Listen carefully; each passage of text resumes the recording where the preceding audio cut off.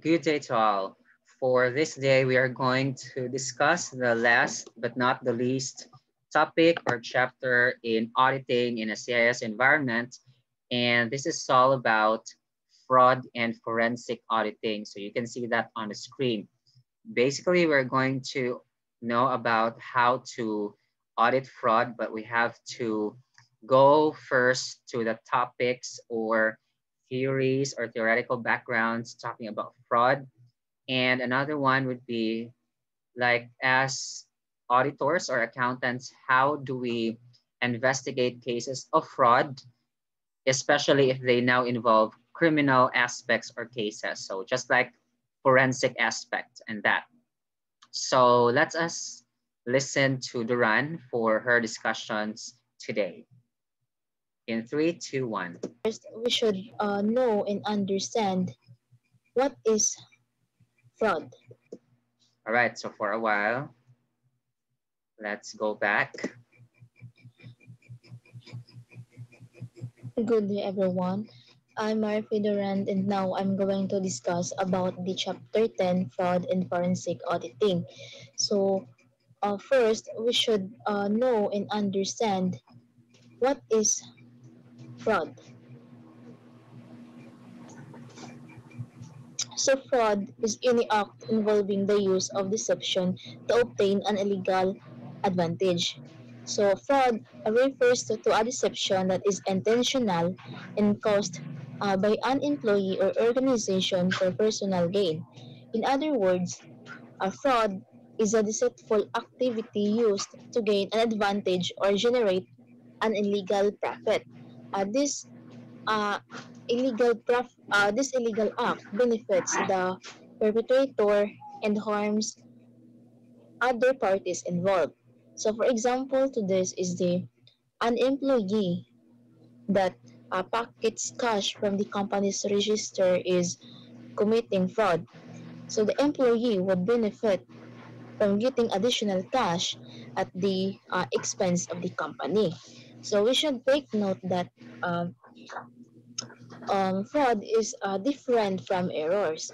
So, it is because the fraud is an act that is intentionally carried out to benefit certain individuals or groups and causes a detrimental effect to others, while errors are acts of unintentional mistake or negligence.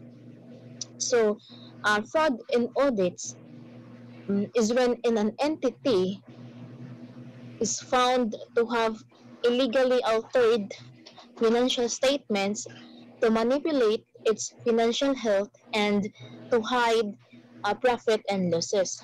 So, financial records are created internally, and therefore, these financial records are subject to a high risk of manipulation or fraud from insiders. So, there are many personal incentives to manipulate these records, and auditing is important to ensure that this records and statement is not misstated. So, why fraud occurs? So, we have heard the fraud triangle, which help us to understand why fraud happen in an organization. So, a fraud triangle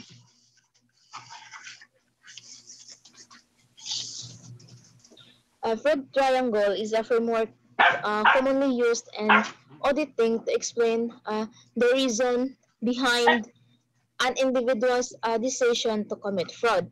So the fraud triangle outlines three components that contribute to increasing the risk of fraud. It includes the opportunity, pressure, and rationalization. So opportunity is an ability to execute plan without being caught. So uh, it uh, uh, it refers to circumstances that allow fraud to occur. So in the fraud triangle, it is the only component that a company exercise complete control over. For example, to this is an organization have a weak internal controls, which is the internal controls and procedures implemented or internal controls are processes and procedures implemented to ensure the integrity of accounting and financial information. So, weak internal controls and or such as poor separation of duties, lack of supervision, and poor documentation of processes that give rise to opportunities for fraud. Next is we have the pressure or what we called incentive. So pressure is a financial or emotional force pushing towards fraud. So this component refers to an employee's mindset towards committing fraud, which example to this is the if an employee or the bonuses of the employee based on a financial metric. So when you say financial metric, it is to assess the performance of an employee, our revenues, and net income. So bonuses that are based on a financial metric create pressure for employees to meet targets, which is in turn may cause them to commit fraud to achieve the objective. So next, we have the rationalization. Rationalization is a personal justification of dishonest actions. So um, it refers to an individual's justification for committing fraud. Examples example of a common rationalizations that fraud committers use is the word they treated me wrong. So an individual may be spiteful towards their manager or employer and believe that committing fraud is a way of getting payback. So another example to this is the upper management is doing it as well. So a poor tone at the top may cause an individual to follow the footsteps of those higher in the corporate hierarchy. So next, we have the major fraud studies. So first study is the COSO studies in 1987 to 1999. So when we say COSO stands for Committee of Sponsoring Organizations. This focuses mainly on financial statement fraud committed over an 11-year period from the 1987 to 1998.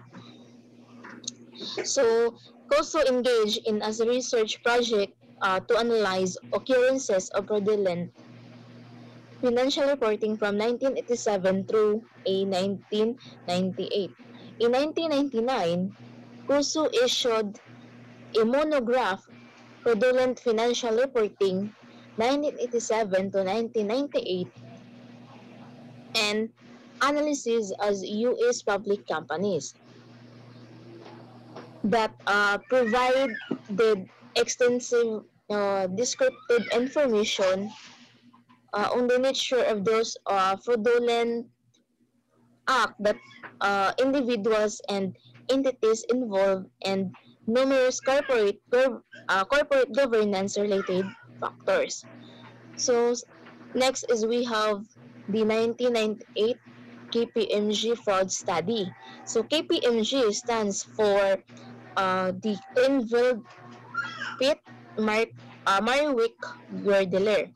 So KPMG 1998 frauds survey that indicates that the fraud discovery by external auditor review amounted to only 4% of discovered frauds, down from 5% on 1994. So next, we have the 2002 Wills report. It is not limited to one type of fraud. So the 2002 report to the nation on occupational fraud and abuse. The Wills report covers 663 occupational fraud cases that cost more than $7 billion US in losses.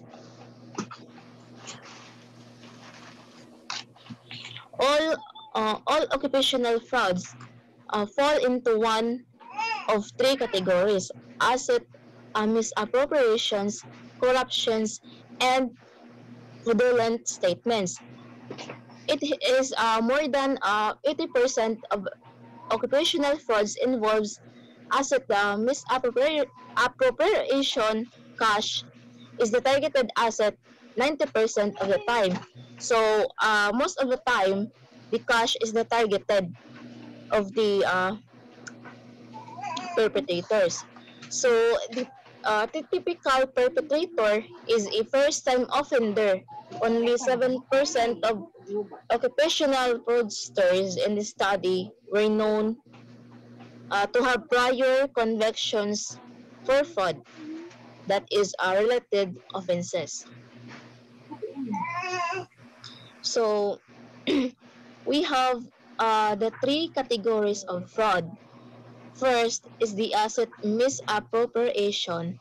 That fraud happens when people who are entrusted to manage the assets of an organization steal from it. So it involves third parties or employees in an organization who abuse their position to steal from it through fraudulent activity. So it can also be known as an insider fraud.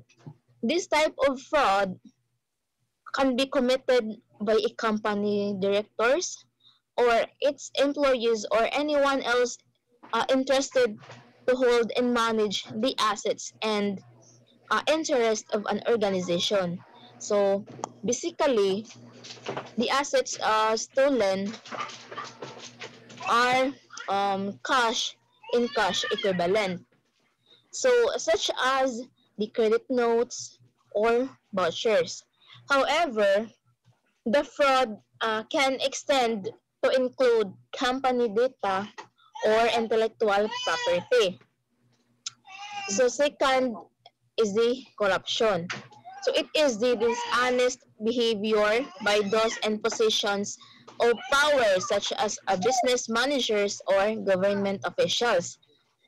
It includes a giving or receiving or accepting bribes or inappropriate gifts, double dealing, under the table transactions, manipulating elections, diverting funds, laundering money, and defrauding investors. So these are there are many situations in which a person can be considered a corrupt. So penalties for being found guilty of corruption includes fines, imprisonment, and a damaged reputation. So the third categories of fraud is the fraudulent financial statements. So it is the deliberate misrepresentation of the financial condition of an enterprise. So it involves overstating assets, revenues, and profits, and understating liabilities, expenses, and losses. So it's accomplished through the intentional misstatement or omission of amounts or disclosures in the uh, financial financial statement.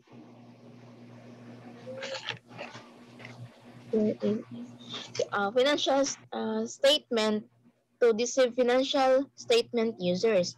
However, the overall objective of the manipulation may sometimes require the opposite action. So next is the cybercrime. Cybercrime refers to any type of crime committed through the use of computer network and internet. So cybercrime attacks can begin wherever there is digital data opportunity and motive. So cyber criminals use various attacks vectors to carry out their cyber attacks and constantly seeking new methods and techniques for achieving their goals. So, and while avoiding detection and arrest.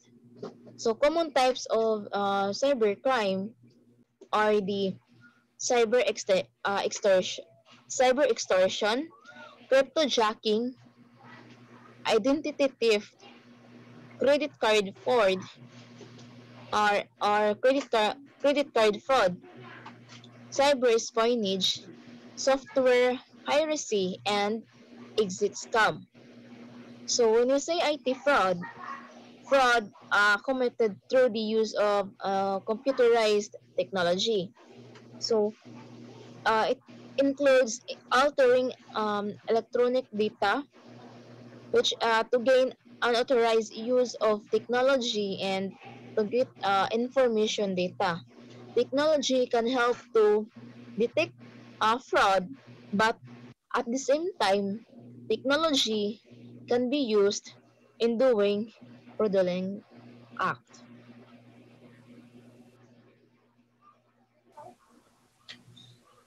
So next, the responsibilities to detect fraud. So in detecting fraud, we have here the corporate responsibility, which they use the positive security model in detecting fraud. So when we say positive security model, it works by denying everything and allow only the things which are required in the network.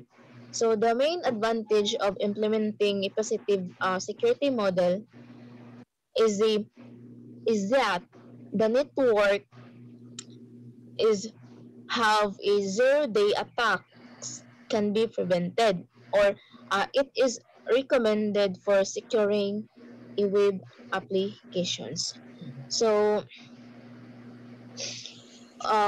we have the under the positive security model, we have the corporate fraud policy. This policy defines the responsibilities of management and staff of the organization with regard to the established and maintenance of an effective system of internal controls and define responsibilities when in impropriety, including fraud, is suspected or detected. So, where this policy states that what constitutes fraud, to whom the policies apply, and how the perpetrators will be dealt with. So next, we have the ethical tone at the top. So when we say ethical tone at the top, it is the ethical atmosphere that is created in the workplace by the organization leadership. So the benefits of a strong tone at the top should be of interest to leaders in all departments within every organization. So this ethical will help risk management professionals foster a strong tone at the top within their organization. So next is the policies on computer use and abuse. So this policy is um, conducting a full audit of the entire system is a vital first step in any data-driven security project. So they must identify all the prints and places where uh, sensitive data is processed, transmitted, and stored, as you can't protect data if you don't know where it is. So, so the best way to secure your data and systems is to uh, team the right technological solutions, policies, and uh, processes with a strong cultural of security, one in which employees are given the information and training that they need to protect data and have a clear understanding that defending data is central to the firms and their own professional success. So next is the network security policy. This policy is to inform users and staff the requirements for protecting various assets. These assets take many forms, including the passwords, documents, or even the servers. So, these policies also lay guidelines for acquiring, configuring, and auditing computer systems and networks. So next, we have the auditor's responsibility on SAS 99, which this SAS or SAS stands for um, Statements on Auditing Standard in 99. So it supersedes SAS 82 and it is effective December 15, 2002. So as Auditing Standard Board or ESB issued SAS 82, which is it is the consideration of fraud in a financial statement audit where it is effective as what I said earlier, effective December 15, 2002, Mm-hmm. which effective for audits of financial statement for periods beginning on or after that certain date. So, with an emphasis on the newly introduced provisions.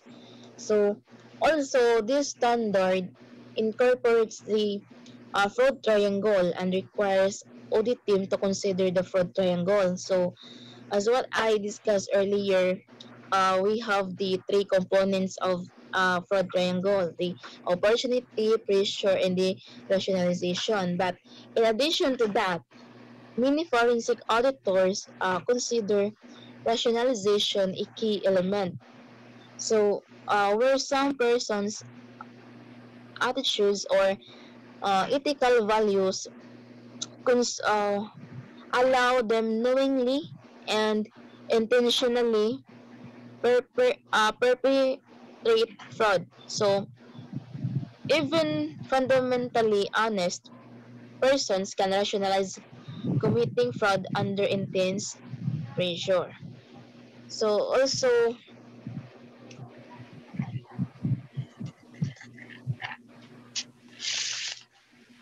And also, the standard requires audit engagement team discussion of fraud susceptibilities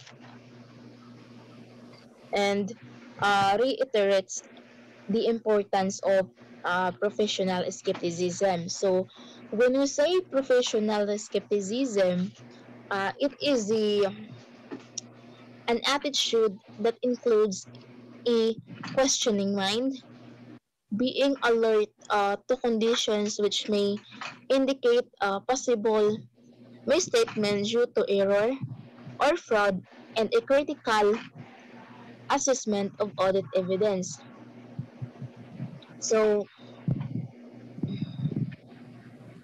auditors also they focus on revenue recognition and the technology. So, auditors will enter a much expanded arena of procedures to detect fraud as they implement the standard a 99 number 99 which it aims to have the auditors consideration of fraud seamlessly blended into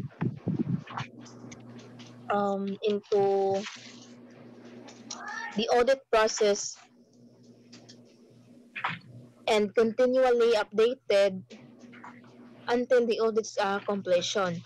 So, this standard 99 describes a process in which the auditor gather information needed to identify risk or material misstatement due to fraud. Mhm. Second is to assess this risk after taking into account an evaluation of the entity's programs and controls and response to the results. So, under this standard, number 99, uh, it will gather and consider much more information to assess fraud risk than have in the past. So next we have here the Sarbanes-Oxley Act of 2002. So Sarbanes-Oxley Act of 2002 cracks down on corporate fraud. So created it created the public company or the public company accounting oversight board to oversee the accounting industry. So it banned company loans to executives and gave job protection to whistleblower. So the act strengthens the independence and and financial literacy of corporate boards. So it holds the CEO's personal responsible for errors in accounting audits. So the Sarbanes-Oxley Act of 2002 uh, is a federal law that established a sweeping auditing and financial regulations for public companies. So uh, this this the main areas of the act is focused on the increasing criminal punishment, which what I've said earlier, criminal sanctions. So in increasing criminal punishment. So second is the accounting regulation. Third is the new protections, which is the whistleblower protection, and the fourth is the corporate responsibility. Mhm. So the act primarily sought to regulate um, financial reporting, internal audits, and other business practices at public traded companies. So some provisions apply to all um, enterprises, including private companies and non-profit organizations. So that's the end of my report. Thank you and God bless everyone. All right. So Miss Duran already said her piece. Thank you very much for your sharing of your respective report. I'm hoping that everybody got some points from this particular presentation. Please stay tuned for the next part. So I will be discussing some inputs. That's why I just let Miss Duran to do her thing. Thank you very much for listening, everyone, and God bless us all.